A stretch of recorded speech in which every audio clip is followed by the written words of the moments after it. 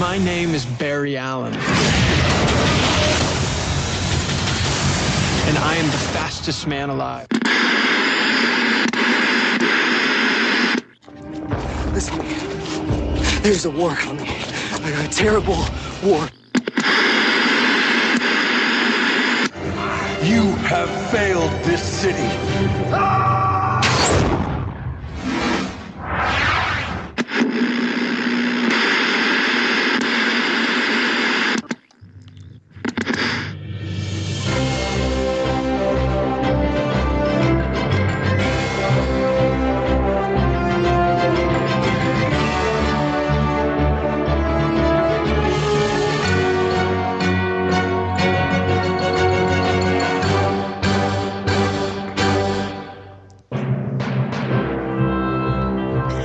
Hi, everyone. I'm Karen. And I'm Charles. And that's Charles dancing around on his side of the microphone. And we are here for episode 15 of the Fandom Zone, where we are going to talk about Daredevil episode 12 of the first season and Birds of Prey episode 2 of the first and only season. We need a dance mix of our theme. We do, definitely. Like a hip-hop sort of dance. Electronica. Yeah, we do. We need to get a DJ up in here. Yeah. The system is down. The system is down. Nice. Sorry, strong bad reference. It's okay. So we're going to talk about those two things. Since we don't have anything like new up on the docket, we're doing Daredevil and Birds of Prey. Mm-hmm. It is the penultimate episode of Daredevil, and I'm very angry. Angry. Karen. It was Karen smash. Karen mad. Karen That's right. Mad. But it was a very good episode. And then Slick, which is the second Birds of Prey episode. There's not a lot of streaming. Yep. Like you can't get Birds of Prey streaming, I found out, unfortunately. See, I've got it on DVD, so that's I do too. Okay. So we're really sorry about that. It's on iTunes. Okay, so it's on iTunes. It's on iTunes and Amazon, so you could probably, if you want to check out the shows, you can do it that way. Right. So if anything that we talk about sounds intriguing, right, and you want to watch it, then you can go and look at the episode. Oh, that's what they were talking about. Oh, yeah. Right. Yeah. And we'll talk about the episodes, but this is more like a if you watched it when it was on sort of thing. Here we're talking about it again, and it's kind of a down memory lane for us, at least, because I did watch it when it was on in the early retrospective. That's right. Retro used to be 80s, and now it's sad that retro is like the early 2000s. Yeah. I'm like, no. So what's the 80s now? Like super retro or oldies? Classic retro.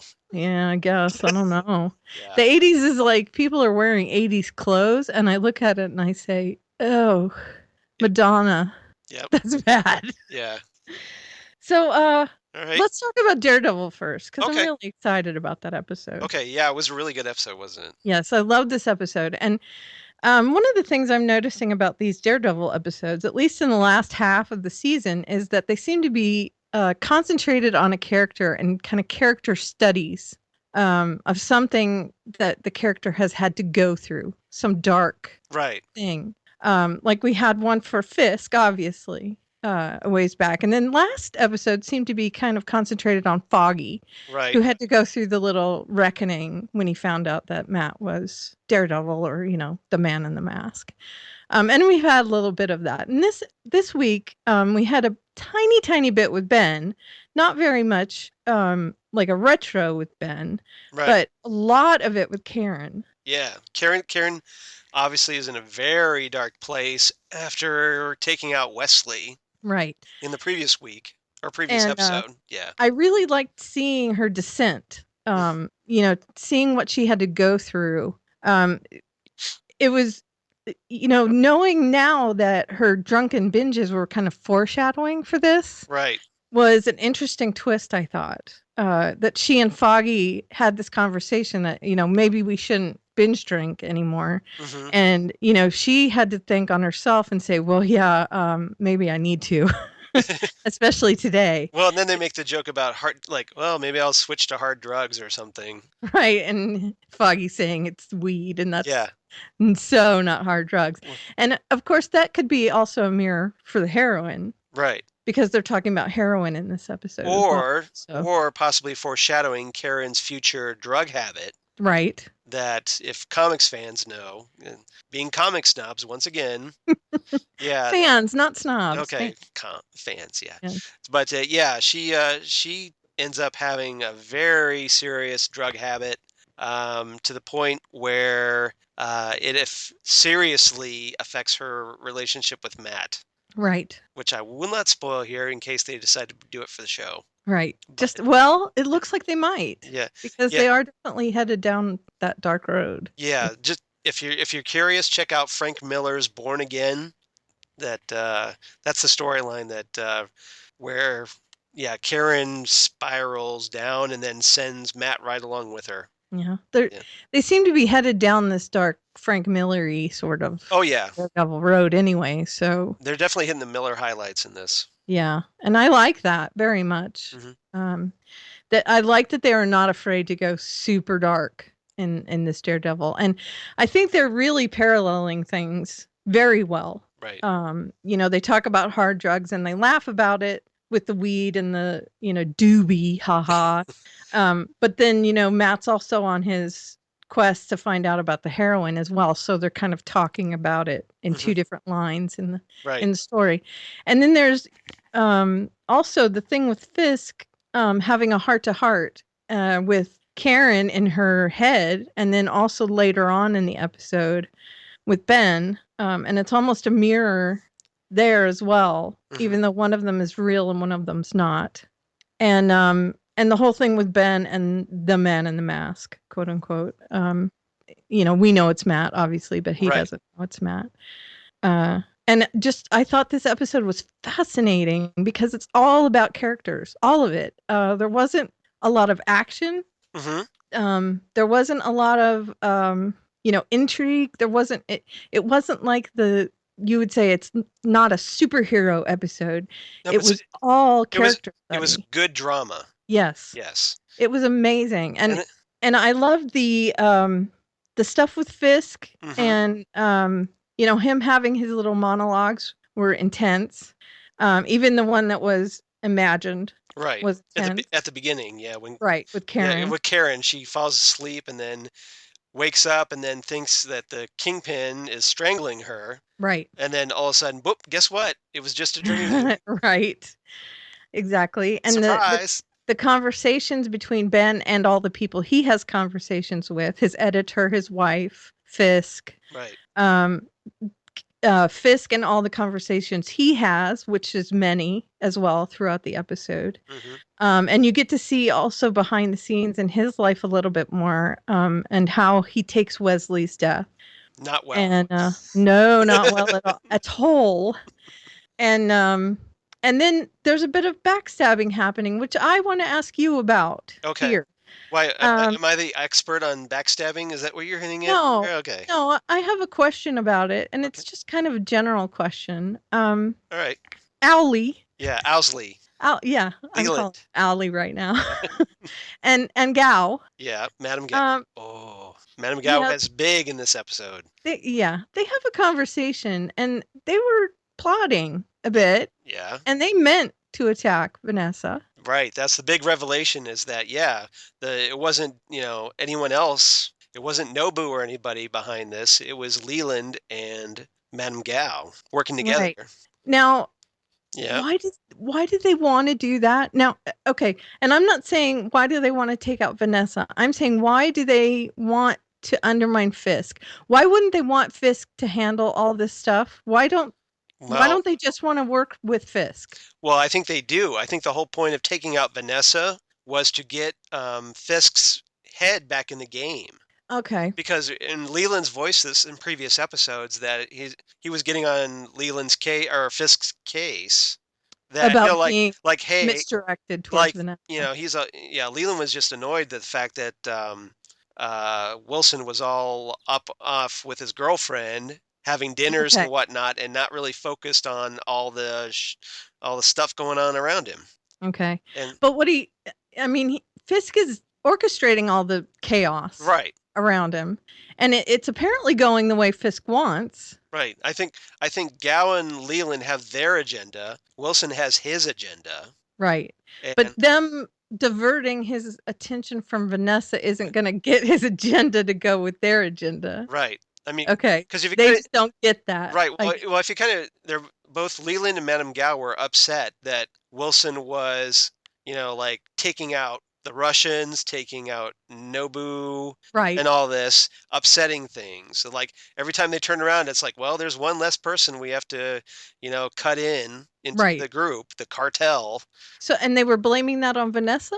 Well, I think they were like, that I, It doesn't it's make a lot of sense. well, no, I mean, it's kind of twofold. It's that Okay. it's that taking out Vanessa would kind of get Wilson focused on, their, like staying together with them, I think. Okay. That's my theory. And maybe could get his attention. So they Possibly. could Yeah, it's almost like a warning. It's like, hey, you better play ball or things like this are going to happen. get your head in the game. Yeah. Okay. That makes sense. I was just wondering, what was that? Yeah, because What was the point of that exercise? Gow was sitting down with him, in the nice little garden on the roof, Right, last week. like yeah. having their little sit down, going like, Wilson, you better get, Yeah. Get your head in the game. get your Yeah. groove back, because Right. like Get otherwise your groove back. people, like someone might get your groove back for you. Yeah, and what they don't realize is they've done exactly the opposite Mm-hmm. of what they intended to do. Right. And I think Madame Gao realizes that now because she is scurrying off Yeah. to her place that is further from China. Yes. Wink, wink. We'll talk about that, won't we? Yes, and Leland, of course, has no idea what she's talking about because he's clueless, and he throughout this episode, I think he thinks he's the wise man. The wise owl. And yeah. See what I did there? Yeah. Exactly. I see what you Yeah, did but there. yeah, Madame Gao's got her own agenda Right. as well. She's got agendas within agendas here. Yeah, she couldn't care less about Leland. No, she just tolerates She's just it. working with Leland because Leland is right up in Fisk's pocket. Yeah, Leland is just a tool to her. Right. I mean, he's right there. Yeah. So she can use him. Right. And right now she's like, see ya, wouldn't want to be ya because I see what we've done and this is going to backfire and I'm out. Right. And plus the fact that she knows the man in the mask knows where she is and all that. So bye. I'm not getting in the middle of this. I'm gone. You do whatever you want. Yep, I'm done. Yep, I'm out. So smart woman. For now. Dun dun dun. Yeah, but I'm just saying. Yeah. Smart woman getting her ass out of town. Yep. And Leland, of course, thinks he knows everything. Giving Fisk advice, being the wise elder statesman, as it were. And I just cannot help but laugh, saying to myself, dude, you have no idea what you're doing. Well, especially now that Wesley's dead, because now Wilson has nobody no to turn buffer. to. Right, It's no like, buffer. and I'm sure Leland's all happy with that because it's like, hey, He thinks he's going to be the guy. He's got it. Exactly. I'm the guy that he's going to turn to. He's going to have to listen to me. Yeah, but then there's Vanessa. So, yeah, got to take Vanessa off the field. Right. Yep. Off the board. Yeah. And what he doesn't know is, if anything comes to light, and don't tell me because I haven't seen the next episode, right? But if Fisk finds out, it's not looking good for Leland. No, it is not. It is not. And we've seen, how he cares about people that don't even go behind his back the way that Leland did in this episode. Yeah, this is a very dangerous game Leland's playing here. Yes. And he may not be aware of how dangerous that is. No, he is not aware. Yeah. It's not may not. I mean, he has not. I know right now. He is clueless. So yeah, there's that. Okay, so let's talk about Madame Gao and her homeland. Okay. Shall we? Yeah. She hints during the episode. She has her chat with Leland, like I said, and that she. I like how she drops the She says, pretense. "I'm going home," and then Leland's automatically and understandably assumes, "Okay, you're going back to China." Right. And she goes, "Oh no, it's a little farther than that." Yeah. much farther than that. And there's been quite the fan speculation about how far that is. Yeah. And especially considering her possible connection to Davos, the steel serpent, Mm-hmm. whose symbol is all over those heroin packages. Yep. So is she maybe tied in with the whole Iron Fist mythos? I'm guessing yes. Yeah, and a lot of, like in the current running theory is that maybe Madame Gao is the Crane Mother from the land of Kunzi, which is another other dimensional realm like Kunlun, where, like the various Iron Fists, like get their power, or it's where it comes from Shu Lao the dragon. But Kunzi is like one of the 7 legendary cities of heaven, Right. which was a storyline that was introduced in the first arc of Matt Fraction, Ed Brubaker, and David Asia's The Immortal Iron Fist. Yep. So, which is an excellent series. I heartily recommend it. It's probably the best. Anything that Matt Fraction does. Yeah, is... if you think Iron Fist is kind of a lame character, read The Immortal Iron Fist. It is like the best Iron Fist comic you will ever read. Yeah. It's fantastic. Matt Fraction is fantastic. I mean, the artwork's exquisite for those first 16 issues, and just gorgeous stuff. Yeah. And so hopefully that's what they're drawing from for the Iron Fist series eventually, because that would be fantastic. I would lose my mind if that's the source material they're using. I would too. I'd be like, now, yeah, I'd be squeeing all over the place. We already know for sure. Mm-hmm. Stephen DeKnight confirmed that she's connected to the Iron Fist. Ooh. So we know she's connected. I mean, obviously, because of the packet. It's Marvel. It's all connected. Right. Yeah. But, and so she's connected to the villain Steel Serpent, but we don't know how. Right. I would love it to be that connection. I mean, that she is so into the... And in those Immortal Iron Fist comics, the Crane Mother works with Davos. Right. So it makes sense to connect those two characters. That's what it does. Which is why that's the popular fan theory at the moment. Yeah, I want it to be that. Yeah, let's hope so. And how great was it when that look on Matt's like face where he's like, after she just punches him and he goes flying across the warehouse. Yeah, I know. Like, because of course, like she pulls a Yoda, all right. She's like hobbling around in the cane most of the series, and then all of a sudden when it comes down to it, pow! Yeah, it's almost like you can see the little waves coming off. And you almost wanted her to like pick the cane back up and start hobbling again afterward, just like Yoda did in Attack of the Clones. That was exactly. It's great. Yes. Yeah, she's amazing. I am so glad that she gets to come back. She's not dead, right? Can you tell me that much? She doesn't die. No, she's okay. She's not. So she'll be back in the next. I don't even think she's in the final episode. Okay. Well, she went off. Right. So right. It may. For now. Okay. So I love this character of Madame Gao. She's fantastic, and I love the caginess. She drops all pretense with Leland at the beginning of the episode where they're talking, and she so now you can speak. Yeah, English. exactly. It's like, dude. So what? So the need for that pretense has passed. Right. Yeah, just all like, sorry, sucker. Right. And she just doesn't care anymore. You got played, son. It's not even an issue. No, it's like right. Like I'm done with that. I'm moving on. Right. I got my. Leland is still shaking his head, and she's like, "Don't worry about it. Get it out of your head." Yeah. He's like, what? Yeah. And she just wants to talk, and he's spouting these platitudes, and she is just like, no, blah, no, blah blah blah blah. Yeah. So there's all that. Of course, Wesley's dead, and we have found out. Yeah, officially that he's dead. And Fisk is unhappy. Slightly. By this news. He beats up the guy that Wesley left behind. After giving Wesley a goodbye kiss on the forehead. Yeah, there's a weird relationship happening there. He has like this very tender moment with Wesley's corpse. Yeah, it's weird. And then just beats the holy hell out of the guy that let Wesley go because Wesley insisted on going. Right. It's not even like, dude, I couldn't stop him. He was going. Right. And I think he realized afterwards that yeah, okay, I get it. And Leland at least kind of planted that seed. Because, he says, well, Wesley trusted him, so that's good enough for me. Right. And that was later on in the episode. So this guy, I guess, is going to be his head honcho, but not his confidant, obviously. Just going to be his head go-to guy. Yeah. His consigliere. Sort of. Yeah. Wesley. Wannabe consigliere. Wannabe, yes. Yeah. We'll put it that way. He's going to be his head heavy. His bodyguard, essentially.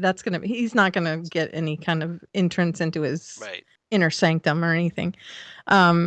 So, he's going to trust this guy to help him out every once in a while.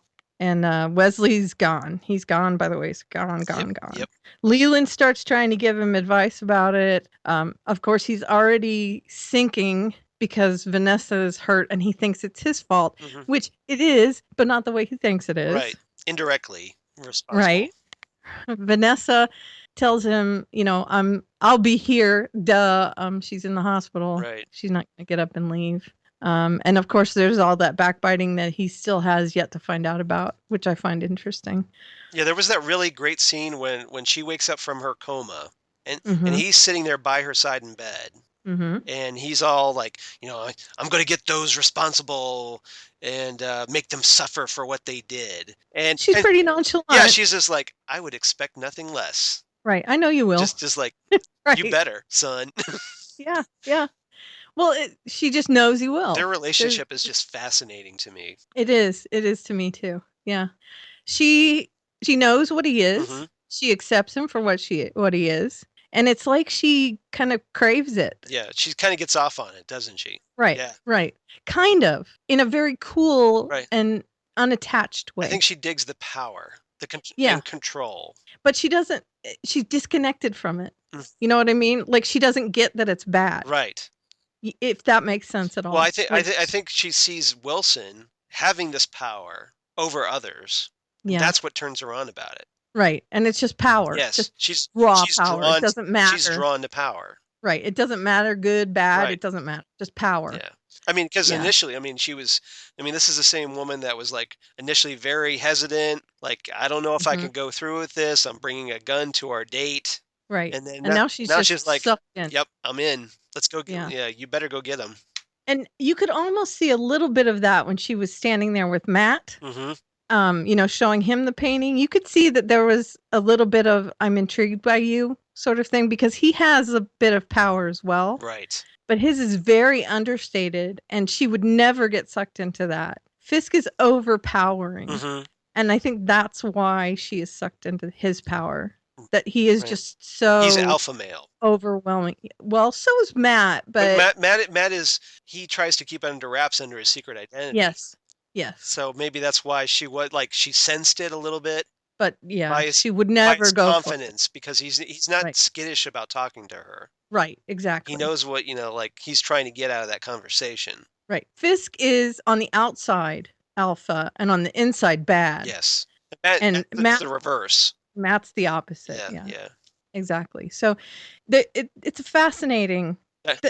This whole show is fascinating. It's great. With character such studies. Great character dynamics. Yeah. And then also in this episode, we had the whole Ben Urich storyline and angry flames at the sides of my face. Were your ears going toot when steam comes out? Well, I knew this was coming. Yeah. I knew it. The writing was on the wall the minute that Karen dragged him to that nursing home. Before then, the minute that she went to him with the story, essentially. Yeah, but because he was going to dig in, and reporters are nosy and they get into stuff. But the minute they went to that home, that was it. That his fate was sealed. And really impressive, because this is a Marvel Comics character that doesn't die in the comics, and they killed him off. Yeah, which is great, because that means anything could happen. Anything can happen. That means that we are not prepared. Right. I mean, I would say apart from the major heroes, everybody's fair game now. Like, Matt's not going to die. Foggy could die. Karen could die. Karen Page could die. Let's put it that way. Right. Not me. Let's hope not me. Not good. Die. But so people are fair game here. Exactly. So Ben, now there's questions here as well that I want to pose to you. Right. Do you think Fisk believes him that he was there alone? I think, obviously that Ben is trying to cover up for Karen. So Yes, he's definitely. trying to protect her because I think at that point Ben kind of knows he's screwed. Oh yeah, he sees it. Yeah, I mean, yeah. I mean, he doesn't like run for the door. He doesn't try to reach for a phone. He's just like, okay, and I think maybe he thinks he's safe for the moment. yeah, But at some point he's gonna end up dead. right. He doesn't know that Fisk is gonna kill him right there. So But yeah, he yeah. cops to going there, Mm-hmm. but he says, yeah, I was alone. Right. Do you think Fisk knows that he's telling a lie or not? I think that he doesn't quite know about the connection. Well, here's the thing though. If the Kingpin was told, like, Wesley got that text Right. that Ben was there. Right. It's all a question of what was on that text. Right. So does he know for sure whether Karen was there or not? We don't know because we There's that. don't know what was on the text. Right. And then if it didn't say, If it just said Ben, then he said, Ben said, yeah, it was just me. Then do you think he believes him? and then he's in the clear. Yeah, I know. It's a very good question. Part of me, why would he ask? part of me would say no. Yeah, because why would he ask? Right. He obviously has some sort of suspicion. Well, about he wants it. to see if Ben's going to cop to anyone else being there. Right. But and it's almost like he wants to know who it is. yeah. But he knows he's not going to get anything, I guess. Right. He probably figures because he probably figures that, okay, Ben's not going to give it up anyway. Who was Right. with him? And so he took it was just hoping that Ben might spill it for some reason. Right. But it didn't happen. Right. And he knew it wasn't going to happen Right. because obviously he severed that connection completely. Now he may find out eventually down the road. He might. So don't say. I'm not. Because there's only one more episode. Right. And I know Matt gets his suit in the next episode. Yep. Because that has been spoiled for me. Yeah. But that's okay. From that dude, right? The title of the episode is Daredevil. Daredevil. So yeah, I would.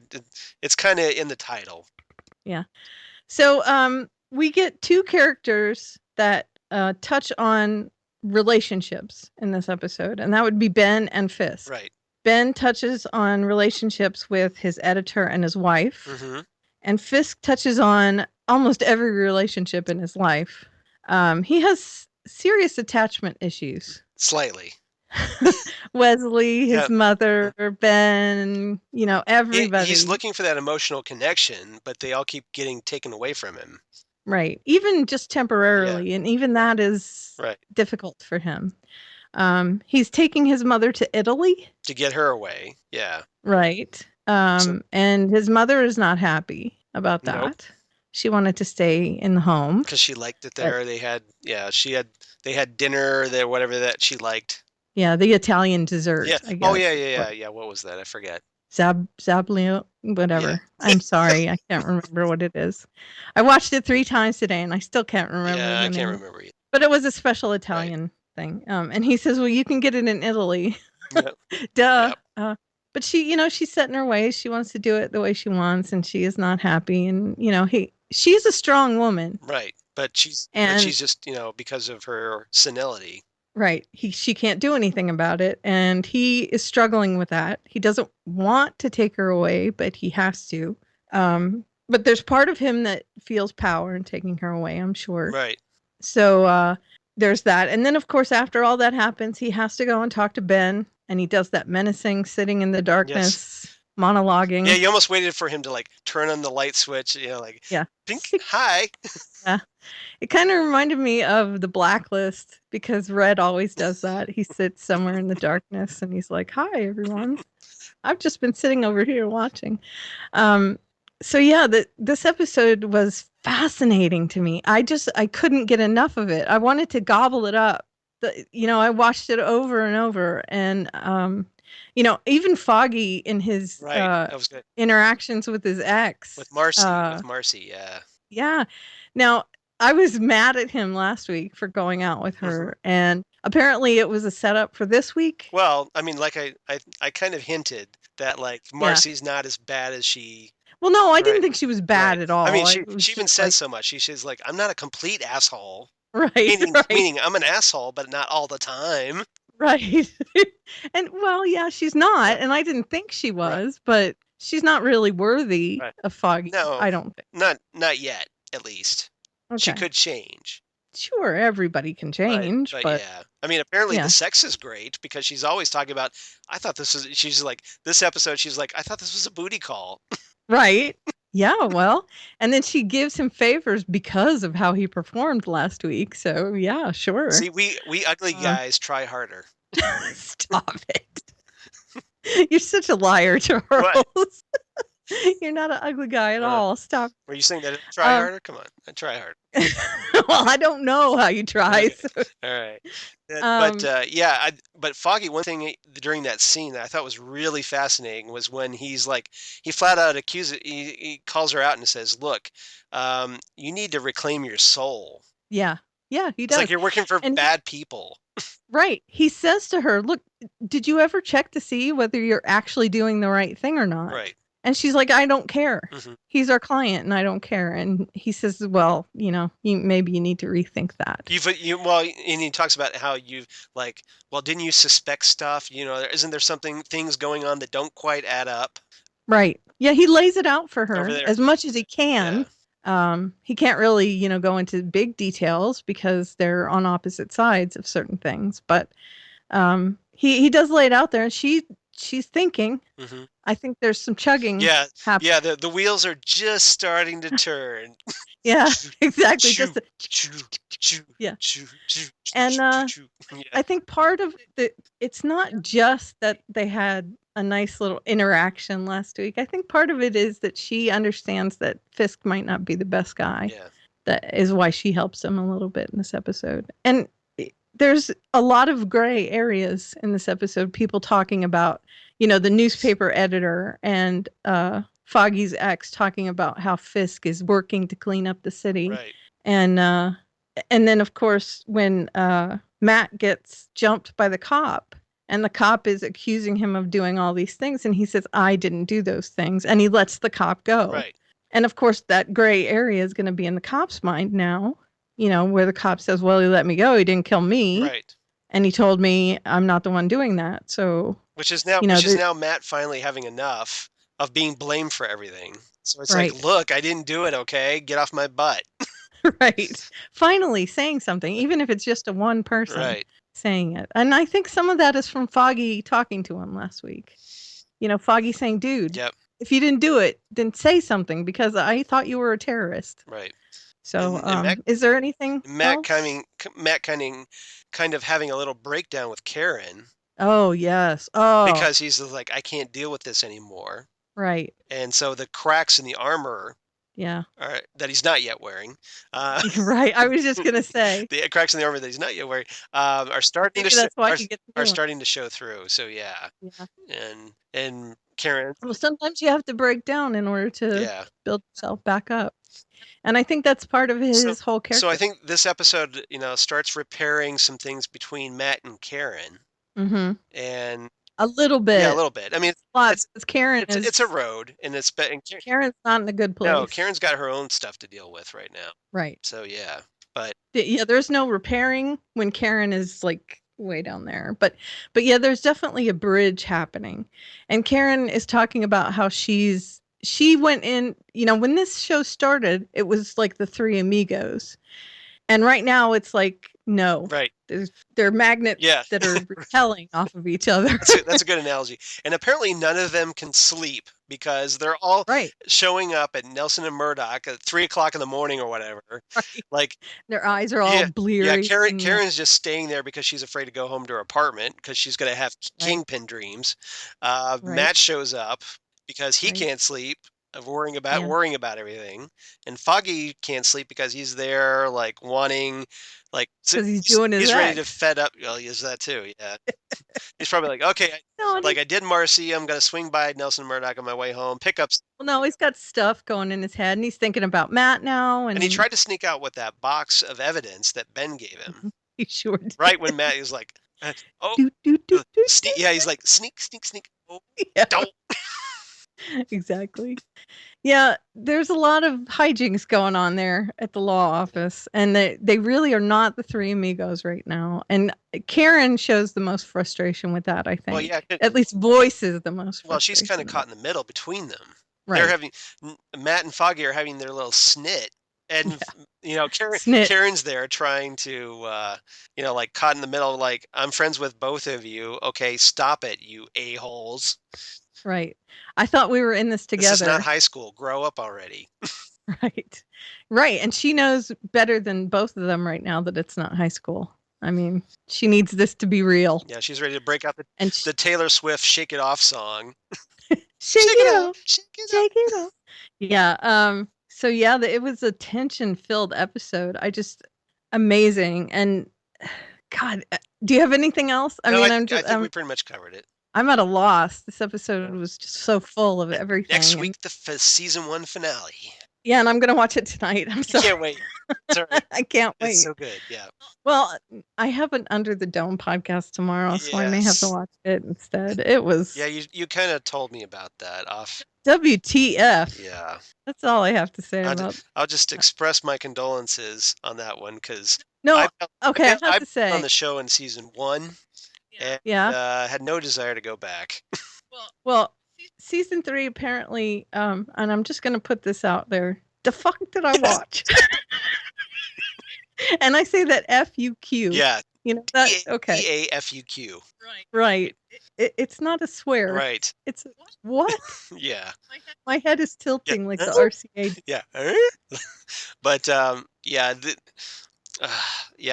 I went into Under the Dome, like fully expecting, because when they initially announced it, it was like, oh, this is going to be the epic miniseries based on the Stephen King novel. So miniseries implied an ending.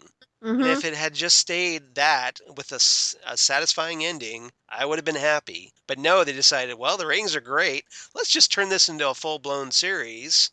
It was always set up to be like, hey, if we like it, we can keep it going. Right. It was always set up to be that way. See, but they marketed it as a miniseries. Now, I do have to say, I still have fun watching it, mostly because of Dean Norris. Yeah. But I'm having a hard time wrapping my head around this week's episode so far. Anyway, I'll let that go. I keep waiting for Blaine to chime in we're on our digression. Oh, no. I'm throwing that out there because it actually goes with what we're talking about. I may not be able to watch Daredevil until I get that podcast recorded. Got it.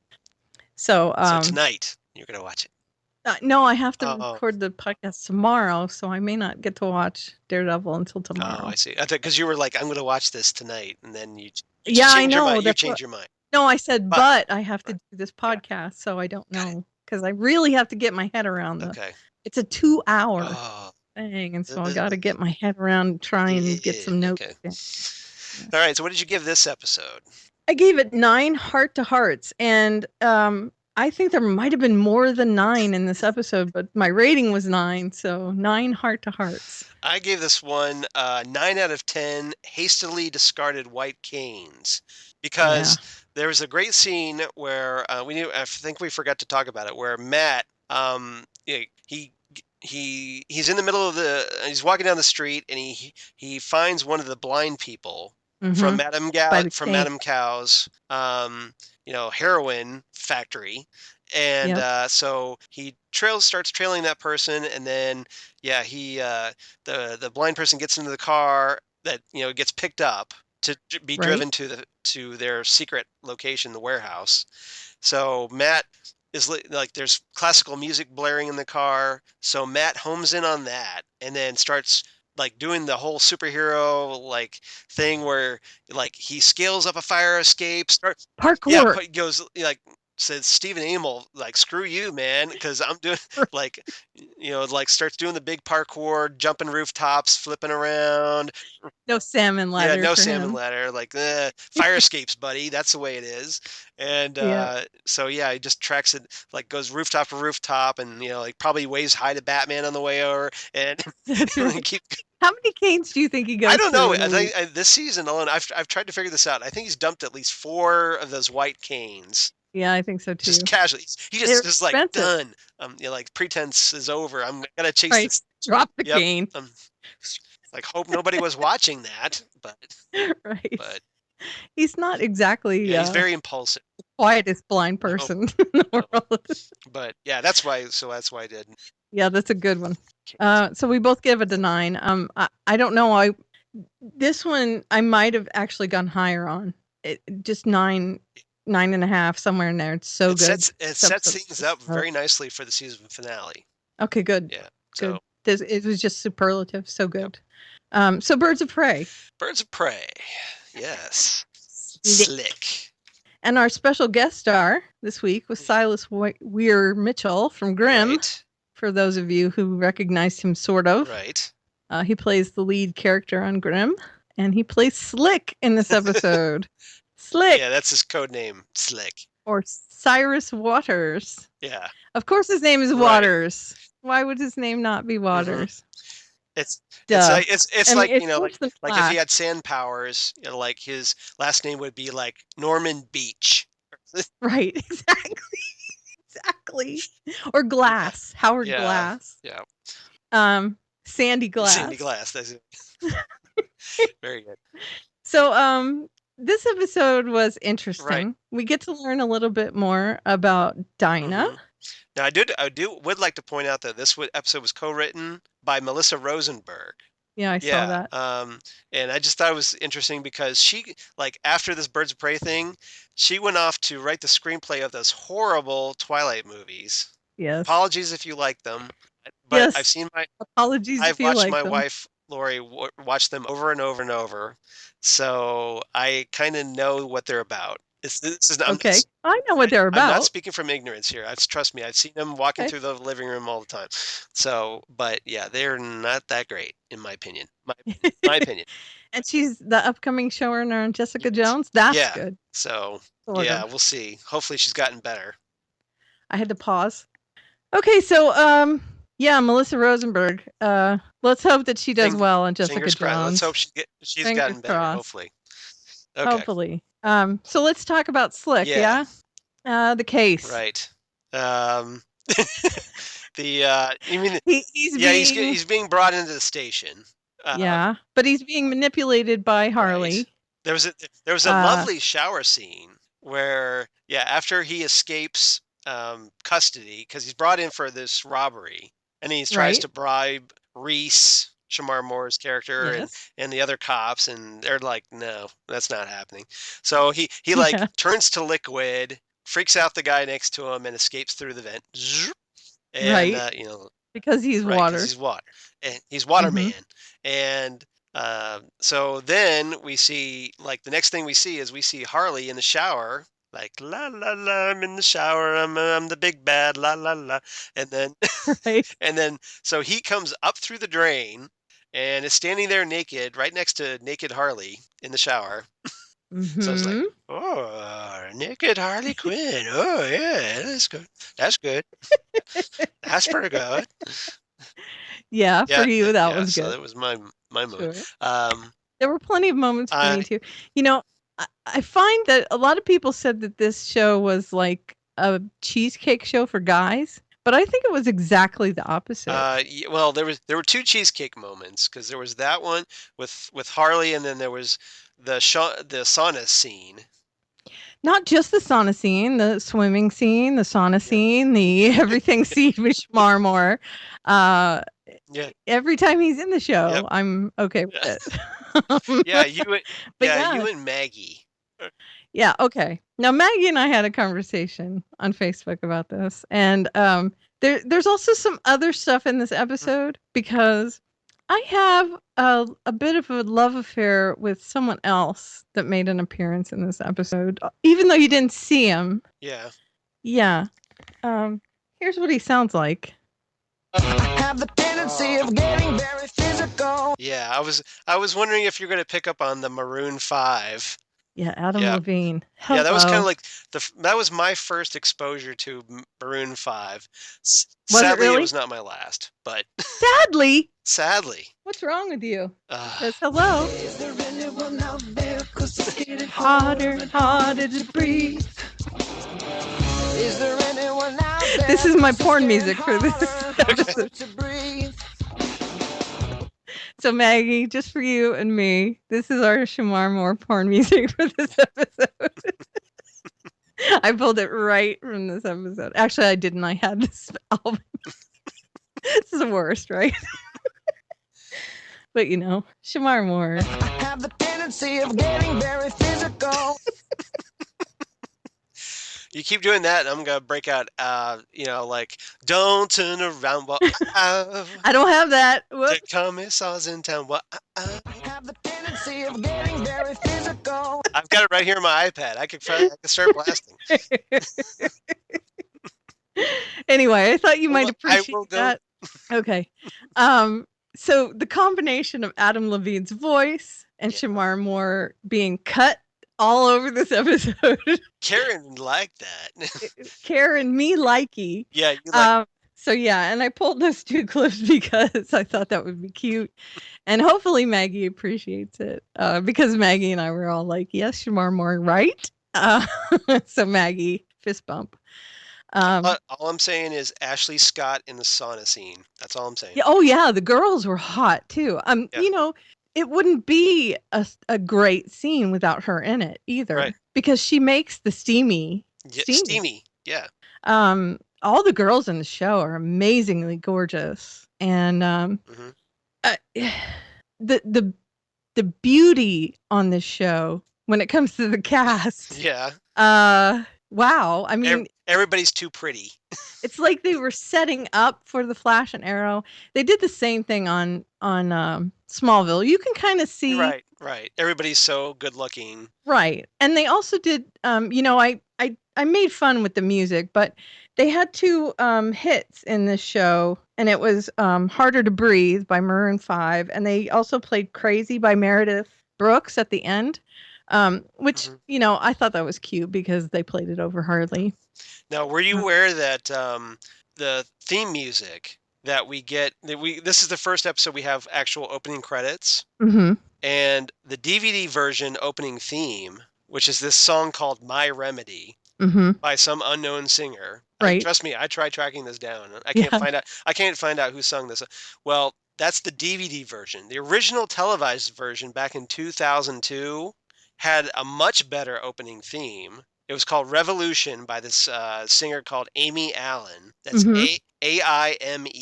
So of course it can't be just AMY. It has to be right. It has to be special. Right. But and it's just a much better song. But apparently this is like like when DVDs, like they were just kind of starting the DVD market pretty much. Right. This is like the early days, and so they hadn't quite secured the music rights. So when they finally came out with the Birds of Prey DVD, they're like, well, we can't use the actual theme music that was in the show, so we have to change it. Oh. So it's not the televised version. Okay. That originally aired in 2002. My Remedy. Yeah, it's now My Remedy. Okay. But yeah. So that's a big difference on the DVD, the home video version versus the original, the televised version. Yeah. Okay. But I noticed that, they're using these songs, and this was a really common practice. It still is kind of, in certain shows. It's not on the superhero shows anymore, but Supernatural did it. Smallville did it. Shows like Grey's Anatomy. The Flash does it. No. Oh, hold on. Okay. I'm talking about something else. Okay. Chuck did it. Sometimes Castle does it, where they take songs, like hit songs or just under the radar songs, and they insert them into the episodes.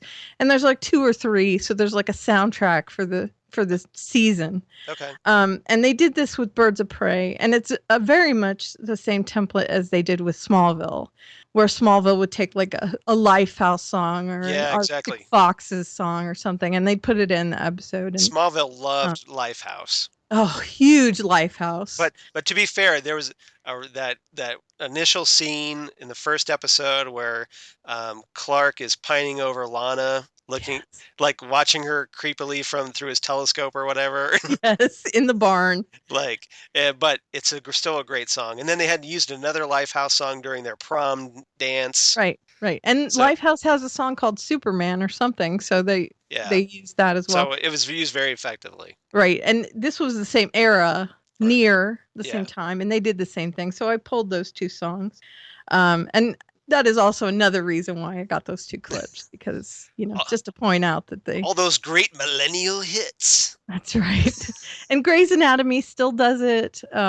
Castle doesn't do it anymore because they have their own composer. Mhm. But they did in the first season and the second. Yeah. Chuck did it all the time. Right. Chuck was big on that. So. For anyone interested in that, there's a great site called TuneFind Mm-hmm. that you can just search by TV show, and they have the listings of what songs are in what episodes. In what episodes? Yeah, and That's IMDb does it sometimes. Because I do it because like right now, like I want to know what songs are in the Flash so I can put them on my iPod because I've got a Flash playlist, or anything else. So I'm recommend it. I keep mentioning Grey's Anatomy because I have a Grey's Anatomy folder with all the songs in it.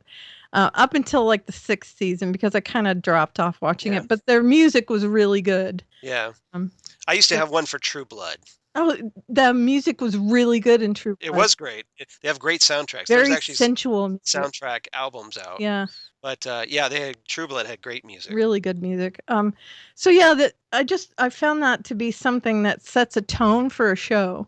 And in this case, they used it as background music, but it also really showed you what was happening in the scene. I mean, crazy when Harley Quinn was on the screen, and then Harder to Breathe, obviously, in the bar was, getting physical, literally. Not physical. I want. Have the tendency. All right. I see. I love Adam Levine, and he's really, here's my little thing. There's 2 performers that have come out of bands in the last, yes, I'm doing the little 2 thing on the screen, scissor fingers, that have really surprised me with how awesome they are, like in real life, personality wise. Okay. One of them is Adam Levine.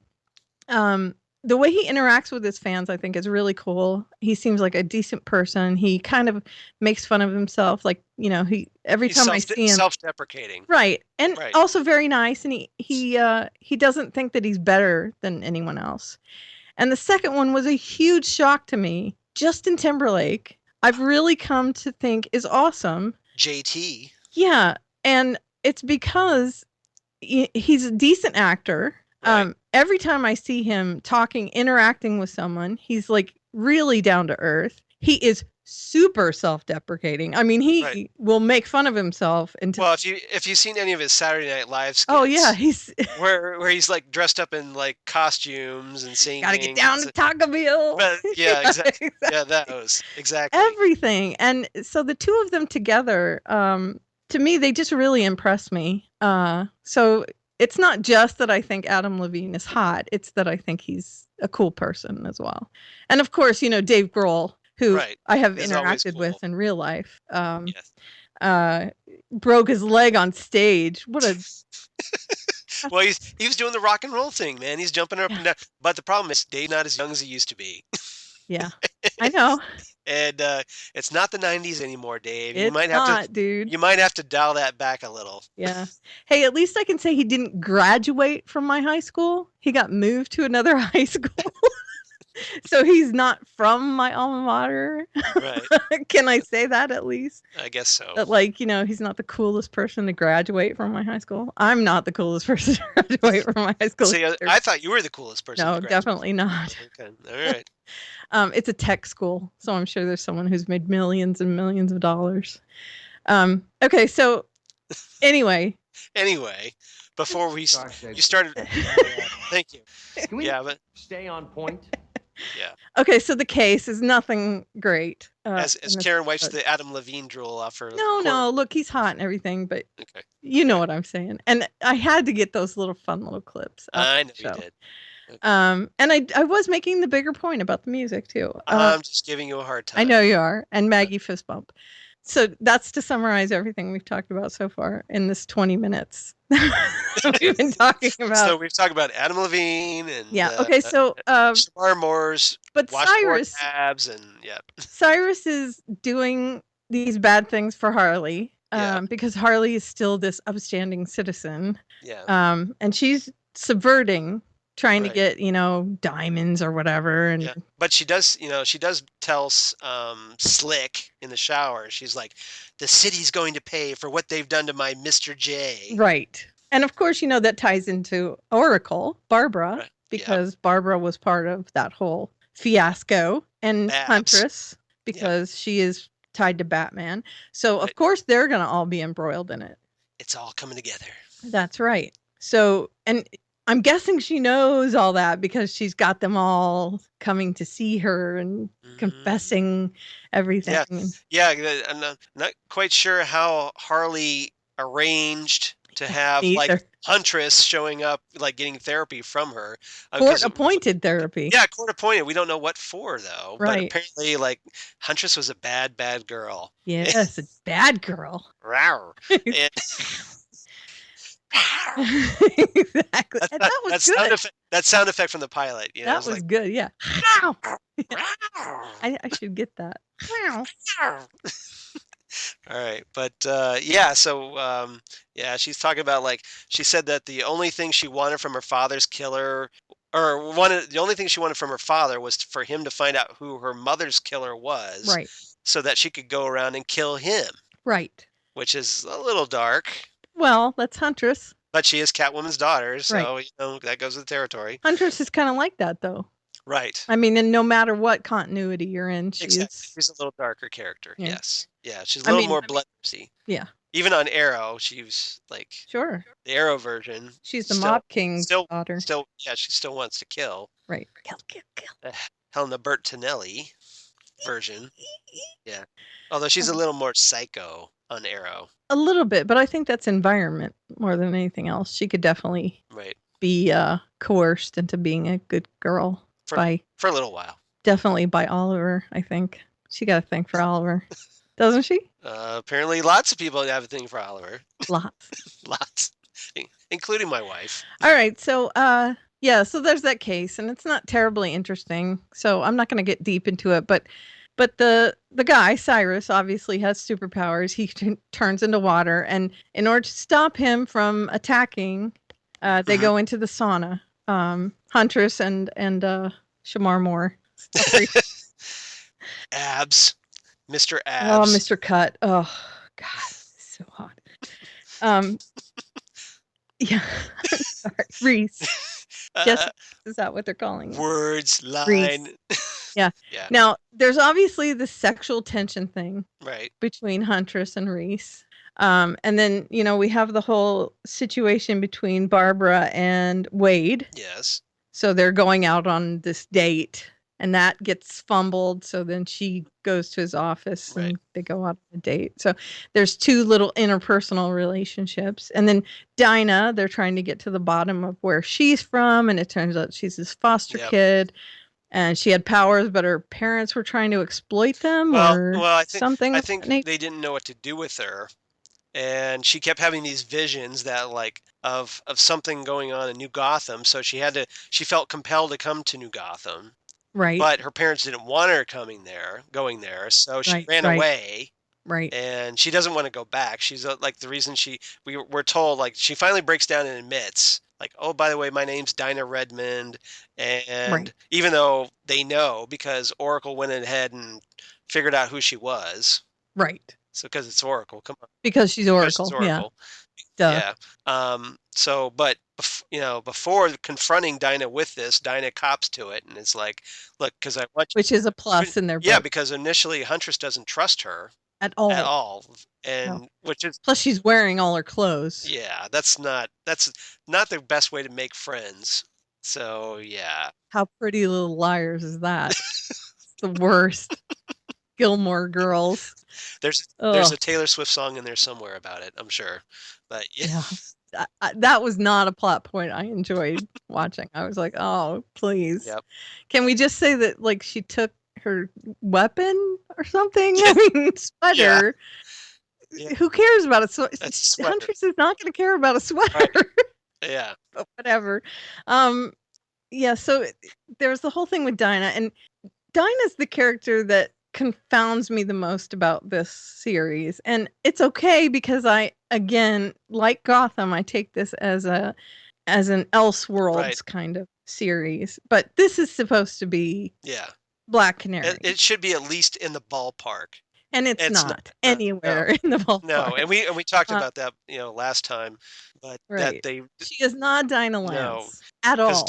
Even though her character's named that. I think if they had even if they kept her younger, if they had just made her like a fighter as opposed to having these visions. Right. I think it would. Her powers aren't the same. Her character would have been much more effective. Not the same. What they were trying to put the actual team together. Yeah. But for some reason, why did they make Oracle and Huntress similar to their characters and then make Black Canary so different? Yeah. Was there some sort of copyright issue? I don't know. This whole change kind of reeks to me of network suit meddling. Do you think they just wanted a character that would fit? Yeah, they're probably like, well, why do both of them fight? They probably wrote down notes. And they probably said, we need a telekinesis character. Yeah, somebody. Yeah, she'd have mind powers. That would be great. Okay, maybe. I don't know. Yeah, that makes sense to me actually. So, okay, so they put her in, and this whole episode for her is so confusing. And not to me confusing, but I'm just like, why? It doesn't fit into the series. She's worrying about clothes and getting grounded, and she's not there to be parented. Yes, she's a runaway, but she's not a little girl. She is there to get tutored on being a superhero. She's wondering what clothes to wear to school, and it's just her storyline is so dumb in this episode. Well, again, co-written by the Twilight movie. Right, I get that. Screenwriter. And this is where it shows in her little story. Now, thank goodness it's just a tiny, tiny part. Yeah.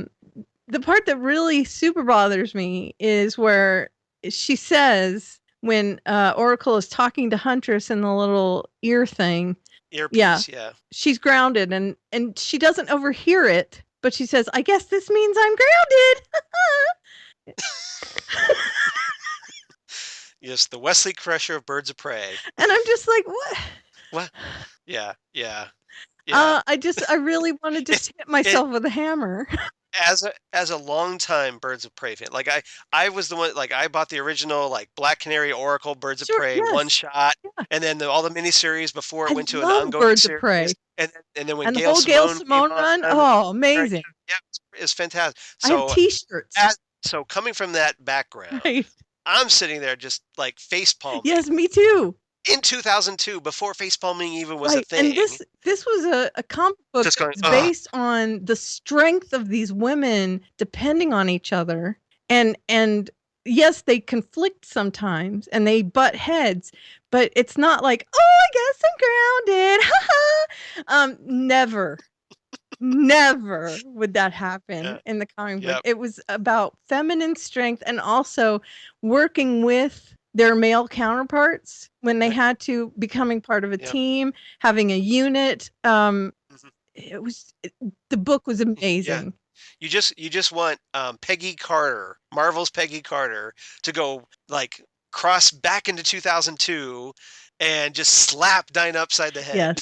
Yes. This was and go like, get it together. Probably the worst line of dialogue. And it was just, I guess I'm grounded. Just the worst line of dialogue in this whole series. I guess I'm grounded. I mean, and it's just because of context, really. Right. So bad. Keep in mind that throughout Birds of Prey, this series, Dinah she's just not the Black Canary. You just have to think she's just this character they created for this show. And if even Laurel on Arrow is a better Black Canary. See, and that's saying something. And that is saying something. That is saying something. The Birds of Prey. So I'd say we've got the Katie Lots Black Canary, then we go to the Laurel Black Canary, and then we go to way down as the below my floor. the Dinah Redmond Black Yeah, Canary. I don't consider her Black Canary personally. I just think that Right. she's a auxiliary character. Yeah, named Dinah. Right. Right. And she's some sort of bird. Yeah. She's a sparrow or something. Yeah. I don't know. She's weird. Well, coming up, we have a few episodes, but yeah, we get thankfully a little Black Canary redemption. Yeah, a little bit.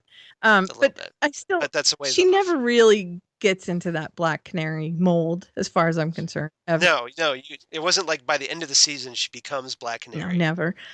So you have to really keep that in mind. If we hadn't had Arrow, it wouldn't have hit as much, I think. Right. Because now coming off of Katie Lotz, this is just It's glaring. Yes, it's just like, how could you get it so wrong? It's just glaring Yeah. because she is so Black Canary. Yeah, maybe Katie Lotz should go back in time and then beat the crap out of her. If Katie Lotz took this role, even if she was like 10 years old, it would still be better, right? I would think so. Okay, so yeah, so there's all that. The guy is doing all these water things, and water is one of the strongest forces of nature, which makes him a very, very powerful foe. Yeah. Someone As anybody who's read Hydro Man, battling Spider-Man knows, there's some potential. Sure. Right. They just happen to have a sauna. That's a good thing. And it was actually a setting where they might have a sauna by a pool. Which made sense. That's good. Right. And, it's a temperature thing, they kept saying through the episode, which was a better line than I Guess I'm Grounded, but still irritating. And trust me, I'm not ranking too hard on this episode. I'm just kind of laughing at the line. Right. And there's, menacing of the police going on in this episode. They never get down to who is actually behind the robberies because it's Harley, obviously. They have to tease it. Right. That's why we have a little scene at the end when Helena and Babs are on the rooftop, the clock tower balcony in front of the really bad green screen. Well, yeah, but still. Really bad green screen. But yes. It's 2002. Yes. We got to let it slide. They're in the Gargoyles cartoon with Riker and But yeah, they're talking about maybe Slick was the front man. Yes. Someone else. Right. Dun, dun, dun. And then they go, Huntress goes to see Harley, and I guess I'll come and see you more. Yeah, we don't really get how she made that jump. No, I don't get that connection. Beginning of the episode, she was just like, I can't wait to be done with this therapy. Right. Although, and then now she's like, they do, in that chat on the building, they talk about that they can't have these personal connections. And I'm wondering if that was meant to kind of be the lead into that she wanted to have this personal connection. Right, but it wasn't handled well. No, I'm just thinking that's where they were headed with it. So it was this show. You could be right. Now, look at the two shows we talked about this week. Yeah, this is what just shows how far we've come. We've come from Birds of Prey to Daredevil. Right. Daredevil was a complete character study from beginning to end. Fascinating. Everything came together. The personalities were so well developed. They were all in character. Birds of Prey was all over the place. Yeah, not so much. Not so well developed. Characters weren't really acting the way they should. Now, mind you, it's not. They're not even in the same realm. These two shows. Now, Birds of Prey did give a Batman shout out as far as there was a scene where Barbara and Huntress are walking through the city street. Well, oh yeah, Huntress is walking, and Barbara's of course in her wheelchair, and she's got traveling. She's got her magic wheelchair where she can she's up higher, right, and then she doesn't have to roll it or anything. Right. She's so that the camera I can control it with my spinal cord chip. Right. So that the camera in real life can just shoot them walking. Yeah, exactly. Yeah. But they have that chat about Batman and how they're. Yeah, they mentioned. Barbara mentions Dick Grayson, Jason Todd, Tim Drake, that they all trained under Batman. So. Right, and Hunter says, "Well, you had that connection, but I didn't have that connection." And see, I think that's again where we're hinting at the fact that she feels like she never had any kind of interpersonal connection. But again, not handled right in order to connect to her going back to the therapist at the end. Right. I was thinking there was another chat in this episode as well. Oh, about her chair and the spinal thing. Yeah, we had her that. And, her and Dinah. And then Dinah and Alfred had a chat because Dinah was worried about pissing off Helena. Right. And Alfred with his vocabulary. That was a good scene. Yeah. I enjoyed that scene very much with him trying to be down and hip with the young kids. Yes. Perhaps it's not a good idea to be pissing her off. Right. That was a good scene. And he is, I think, the best part of this show. I totally Far agree. and away. Ian Abercrombie, great stuff. Yeah.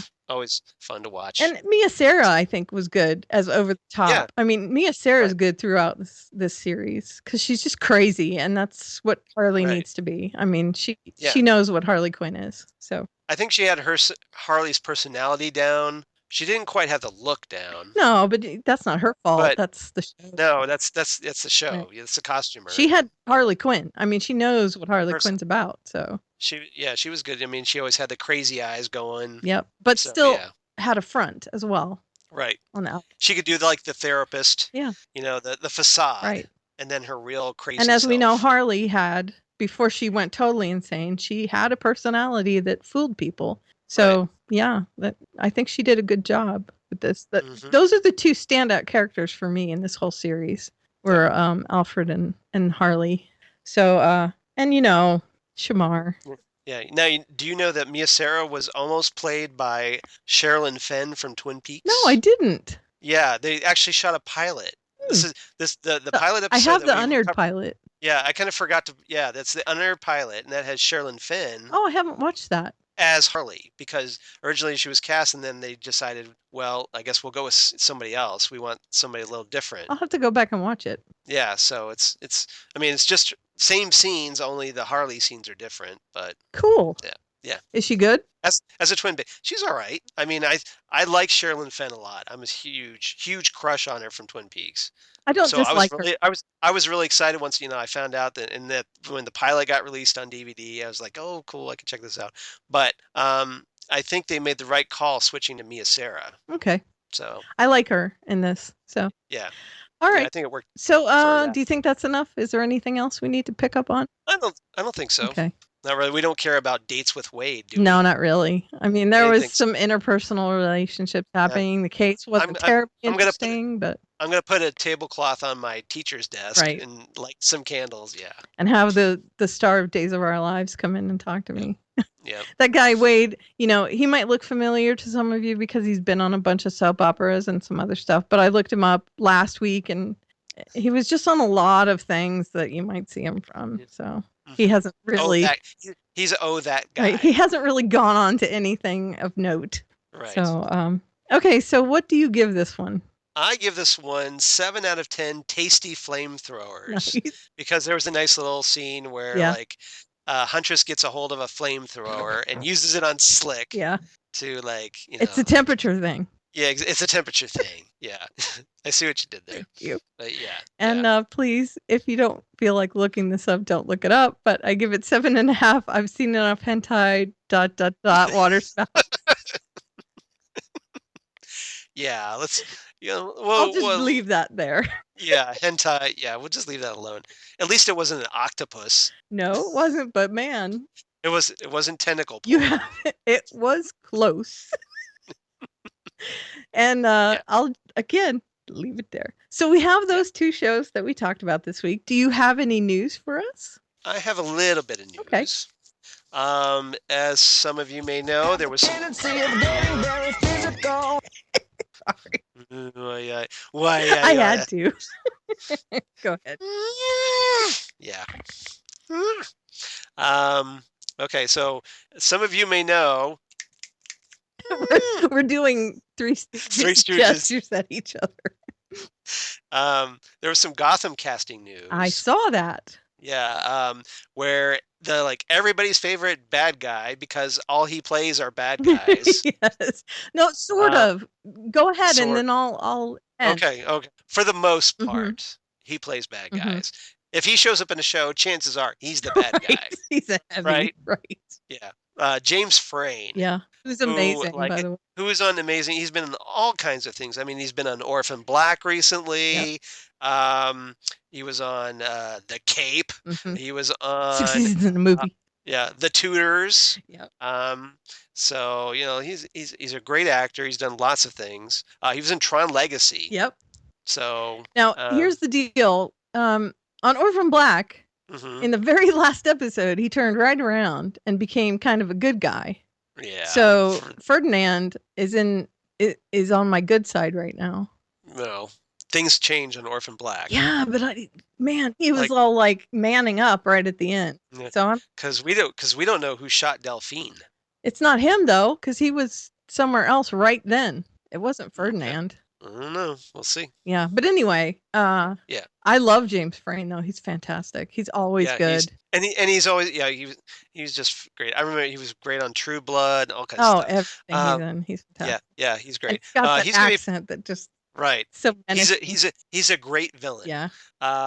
He's gonna be playing Theo Gallivan, a brand new character that is apparently the brother of this other new character named Tabitha Gallivan, who's going to be played by Jessica Lucas, who was on Grace Point, the horrible, well, not horrible, but not really great version of Broadchurch Right. that recently aired on Fox. Right. Um, Pale in comparison. Right. And apparently he's like this, Theo is like a millionaire industrialist. So he's probably like, hey, like Ray Palmer is on Arrow. A counterpoint to Bruce A counterpoint. Yeah, exactly. Yeah. And Setting but up of some course, sort he- but he's probably, rivalry. but of course he's like up to no good course. because his sister is apparently going to be turned out to be revealed as the Tigress, Right. who is a DC Comics character, although, this new version, Tabitha, is a brand new version of the character. But again, not it's any Gotham. previous version. It's Gotham, yeah. So they're taking the names and they're doing their own thing. They are keeping in tone though. Right. And that's something I do have to say for Gotham is they're keeping in tone with the Batman comics. Right. I'm very happy with that, at least. So I'm very anxious to see where this goes. James Frayne is amazing. And apparently they're going to be regulars because they're the big bads of the season. Yeah. So, which is good because, adding James Frayne definitely helps Gotham. Oh, that is a huge boost. That's a big get for them. Yeah. And I don't think it's stunt casting like Jada Pinkett was. No. I think Jada Pinkett was a huge mistake. As much as I like her, I think she's okay. It just wasn't. It wasn't the role for her. No, there was too much of that kind. She was a little too cartoonish in my view. Yeah.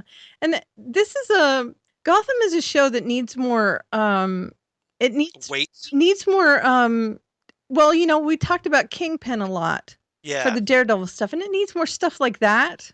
It needs a good solid villain. And a villain that looks like he might not be bad on the outside. And I think James Frayne could do that. Yeah. He could really start to undermine where Bruce wants to go. Mm-hmm. Because Bruce isn't there yet. And, they set up this whole thing where Bruce has his posse now with Alfred and all that. His crew. Right. But he's not old enough to take up the mantle. And James Frayne is right there. He can undermine it and get in there. And I think that sets up a really brave dynamic for the show to try and undercut Wayne Industries before it even gets set up. So yeah, I'm kind of wondering if we're going to see some confrontations between Bruce and Lucius versus Theo. Yeah, I would think so. And Bruce is really going to lean on Lucius, I think. Oh yeah, because being an adult, like he's essentially like his representative. Right.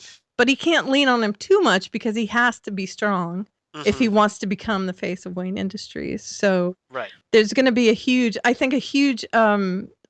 public face of the industrial world in Gotham next season, I hope, as a counterpart to the criminal side of Gotham City. I'd really like to see that because it is a Batman-centric show. Even though they're not billing it as a Batman show, Gotham should really be set around Gotham and Batman. And, the villain's great, but let's see a little bit about Batman too. Yeah, Uh, yeah. You've kind of got this really unexplored period of Bruce's life. yeah, and this is it right here. The comics haven't really delved into this phase No, between the murder of Bruce's parents and when he goes off to train himself. right in between those two areas. So that in between area we haven't really explored. So this is great potential Right, here. and they can go wherever they want. I mean, they have Right. free reign. So if they don't seize upon that and Yeah. explore those relationships, tell us how he became so close to Alfred and Lucius. I mean, I really, that is just ripe for the picking. And if it were me, I would just be salivating over writing I that. know. And they've got about 2 months to do it because Supergirl is going to be on the exact same time in November. I know. So they've got about 2 months to hook everybody Yeah. on season 2. Yeah, they better start. And I think if they delve into that storyline that no one knows about and they might want to see it, they might hook Right. some people in. So let's see. We'll see what happens. So that's news I'm really excited about. So I'm glad you brought that up. Thank you. Now we talked about last week that there might be a solo spin-off Hot Girl series. Yep. On the CW. Apparently that's not the case. Right. Turns out it was just bad rumor reporting. Yeah. So like usual. But spoiler TV. Yep. Yeah. Yep. So that's, if you've heard that's happening, it's not happening. The CW has already debunked it. Yep. Saying, which, if you think about it, I mean, it would be able to carry a Hot Girl show. Well, not only that, but just, you're just introducing Hot Girl on Legends of Tomorrow. Why would you already spin her off? Right. You wouldn't. It's fast. Right. At least wait a season before. There's so many characters that you should spin off first. Yeah, anyway. Exactly. I'd rather see a Captain Gold show. Right. I would too. I'd rather see a Rip Hunter show. Oh my God, Rip Hunter. Yeah. That would be so great. A Keith Geffen CW show. Again, I can't help think Keith Geffen whenever you say Rip Hunter. Yep. And then I've got some news that Agents of S.H.I.E.L.D. has confirmed that they're going to be drawing characters and situations from the Secret Warriors comic written by Jonathan Hickman, which was superb in my opinion. Tasty. So there's some should be some great stuff coming up on Agents of S.H.I.E.L.D. in season We're 3. going to be so busy this year, Charles. We're going to have to be doing 2 podcasts a week. I don't know how we're going to do it. Or we alternate. One week do this group and then next week do this group. Maybe pull out our 2 favorites I don't know. I don't know. We'll see. Yeah, that's what I'm thinking. Is like, okay, we'll just review the best of the week. You guys, tell us how we're supposed to do this next season. Yeah. Give us hints. Now we did. We are going to get a little bit of a break because apparently Legends of Tomorrow may not debut until spring of 2016. Now, right. The writers they set up their own Twitter account this week. Their own official Twitter account, and they said something hinted that it may not. Originally, it was supposed to be mid-season, but may now only be in the spring. So we'll have a little bit, which will be good because like some of those shows will be on hiatus or whatever. So maybe we'll have better time to talk about it because we will talk about it. Yes. Oh, yes. All the CW shows are going to go in. I'm sorry, they just exactly. That's kind of mandatory. So probably with if we're gonna focus on stuff, we're probably our top shelf is going to be the CW shows, iZombie, and then the Marvel shows, and then Gotham, and then we have that second shelf where we've got Gotham and Agents of S.H.I.E.L.D. and then everything else. Another season of Daredevil is going to be coming on, and that's what I'm saying. The Netflix Marvel shows are top shelf. Yeah, God, it's going to be crazy. We're gonna have Jessica Jones. Yeah, this either this fall or winter. And you guys, and I'm not talking to you, Charles, talk about that. But you guys need to be prepared. If there's a show that just doesn't make the cut, it's going to drop off like Powers did, because if it doesn't make the cut, we can't be devoting time to it. I would rather, I would hope that people would rather have us talking about shows that are going somewhere. Yeah. Instead of shows like Powers, which really aren't. Right. And that's a shame because the comic was so good, but yeah, and that's that's not a slight. If you enjoy Powers, that's awesome. I was just a little let down. I may end up getting the Blu-ray set to kind of give it another chance because I'm not struggling with the streaming on that. Right. but I know that because I enjoy like Michelle Forbes. Oh yeah, me too. She was great. So It was just so really hard to watch. I may give it another chance, but it's really not the comic. Right. So, and then we're gonna have like Preacher coming out, Oh, Walking Dead, Fear the Walking Fear the Dead. Walking Dead, right? Oh God, We're so gonna, many yes, things. yes. So yeah, yeah. So yeah. Talk to Let us Lori know. about clearing another night. That's all I I can know. say. This may be the end of my marriage. So You have a work yeah, life now. That's all I yeah. can say. We love each other, but yeah, this podcast may kill it. Dude, you have no Yeah. idea. Yeah, I know. Oh, I This believe is it. I light know work. you're yeah, I know. You're even worse than me on this. So, I and like Jesse, doing it. I can't remember our friend Jesse Jackson. I don't even know what he does because he has so many podcasts now. I think I do more than him though. He's I have up Under there. the Dome. He's gaining. I know he is. I got him addicted. Yeah, really well apparently. Yeah. He's like, I need a podcast, man. Give me a podcast. And then in the fall I'll have Gotham and Sleepy Hollow. Yeah. And Castle. Right. And then, okay. So anyway. So any other news? I think that'll about do it for now. But so honestly, we welcome if you have any suggestions. Drop us a line. Let us know which shows you really want us talking about. Yeah, please. So and yeah, I really like dissecting some of these shows. I think people enjoy the fact that we love comics. Mm-hmm. And we drop facts in and we talk about the intricacies of the shows. So I hate to do this, abbreviated, here's what happened, blah, blah, blah, here's my grade. Yeah, we don't want to just zip through it, which is probably why we run so long, because we do want to talk about it. Right. So, yeah, let us know, guys. So I guess that's it for the show talking. So where can they find us to tell us what shows they want us to watch? Well, let me tell you. The best place for you to put that sort of information is probably our Facebook page, facebook.com/Fandom Zone Podcast. Or you can email it to us at fandomzonecast@gmail.com. And you can reach us on Twitter at FandomZoneCast. And I personally am at Twitter at Aliveria. And I am at 1,970 followers. Oh, you had to go I need a few more. I keep Uh, vacillating. I get a couple more and I get bots and then the bots drop off and then no sympathy I need here. just a few more. Come on, bump it up, peoples. No sympathy here. And of course, I have an About Me link there where you can find all my other links. And Charles, where are you?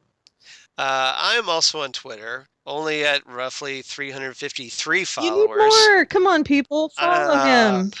It's kind of embarrassing at this point. No, it's not embarrassing. I'm telling you, I'm a Renaissance woman. You don't have gamers following you. That's true. What the problem. Romance readers. That's okay. I mean, you're more awesome than I am. I have accepted this. It's not awesomeness. I have accepted my role. It's not awesomeness. You have 353 followers, and that's not chump change. So I'm at Charles Skaggs on Twitter. I'm also at Charles Skaggs on Instagram, and I'm on Facebook, and I'm on Google Plus. For all you crazy kids on the Google Plus. I love it. So, and you have a blog, which is also awesome. My blog of geeky things, Damn Good Coffee and Hot, where I talk about lots of the news that we've talked about more in detail. Give you some background on those characters like Tigress that you may not be aware of, so you can check that out. And also talk about things like the new Spider-Man, Tom Holland. Yeah, what is that about? Why are the English guys always coming over and taking our Spider-Man roles? I know. Dude. We need... And, we're going to have to come up with like an American Doctor Who just to counter this. I wanted Donald Glover to be Spider-Man so bad. As Miles Morales. I don't care who. Even just a African-American Peter Parker. Right, why not? He's from Queens. Who cares? But as we found out, you can't have an African-American Peter Parker in the movies. Why? Because there was released through those Sony email hacks.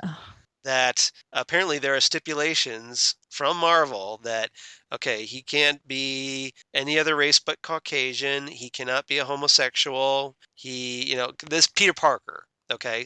Now, if you're going to have somebody like that, you can have an African-American character, but you just can't be just not Peter Parker. So you can have Miles Morales. Yeah. So stupid because he's from New York, period. Right. But, why are we living in this world like this? That's dumb. Yeah. He would have made such a great Spider-Man too. It was set up a long time ago and probably wasn't updated. Yeah. I'm guessing, but we'll find I'm out. sure he'll be fine. He played that kid who danced or whatever. Yeah, Billy Thank Elliot. you. He was in the stage show of Billy Elliot in the London's West End, and then he was in the movie. But so we'll see. Just for Charles, here's my editorial comment to Sony. Mm-hmm. It's just for Charles, an inside joke. And that's a visual only, so you'll just have to guess what just happened. But I just got to say, bad casting in my opinion, and it might be fine. Right. Well, the thing is, they're going younger because they want high school Peter Parker. How many times are we going to redo Spider-Man though? Well, they're not going to redo the origin. No, thankfully. That's fine, but but we're gonna. Yeah. Who cares? I guess this means he can go into the Avengers now. Good. Well, yeah, because he's going to be in Captain America: Civil War, so they'll introduce him there, and then he gets his own solo movie. Right. And it's fine. I'm okay if that's where they're headed with it. I'm like, I'm so over all the Spider-Man recasting this. The good news is, though, at least Marvel has a hand in it now, which they Instead didn't of have the whole before. Sony, I'm grabby hands. Yeah, exactly. Because why can't Sony just sell it back? Yeah, sell it. I think they will eventually. My personal opinion. I think that with the Sony hacks and everything, because they've gotten so much flack over it. Right, and I think that eventually they will be forced to sell. Good. But I hope so. For right now, at least it's shared, which is more than what we had. Right, which was just Sony and the grabby hands and the bad treatment. And now, if only we can get Fox to give Fantastic Four and the X-Men back to Marvel. Please, that would be nice. Please. Although they've done well with X-Men for sure. Right, but Fantastic Four. Not so much. Not so much. At least give the FF back. Yeah. I did like the very first Fantastic Four movie reboot. Not the very first. Right. But the not the Roger Corman. No, the more recent very first. I thought it was okay with Michael Chiklis and all. Yeah, it's okay. Alba. I really liked Doug Jones playing the Silver Surfer with Lawrence Fishburne's voice. That was awesome to me. I loved that. But Galactus was horrible. It's a cloud. It's Cloudactus. Right. It wasn't Galactus. It wasn't proper. It was not Eater of Worlds. No. I don't have a big dude in armor with like little tuning fork helmet. It wasn't the Jack Kirby. It's nowhere near Jack Kirby on that. See, and this is what you get with the fandom zone is us just dropping Jack Kirby's name in the middle of nowhere. Well, to be fair, Kirby's a big deal. He is a very big deal. Yeah, so he's the king, literally. So Jack. Whenever I see those helms and the gods and all that, it's Jack Kirby all over the place. So. I mean, there's just all Kirby's artwork was so distinctive, and then you've got like all those little cosmic dots, that Kirby dots that they're like all that solar flares. Energy. Yeah, little just the power, the cosmic power. Right. And so I went to a Jack Kirby panel at San Diego Comic-Con in 2006 where they were dedicating stuff to him, and I sat next to his daughter and we had a nice talk. She was very nice because I had a press pass that year. So I got to sit up there and she was super nice. I'm sure I still have the recording somewhere, but it's been so long that it's archived somewhere. But so nice. His family was so nice. But anyway, that's my brush with Jack Kirby. Name dropper. No, that was the same convention where my husband went up to the front of the room with Grant Morrison and got his picture taken with Grant Morrison's head on his shoulder. You've seen that picture, right?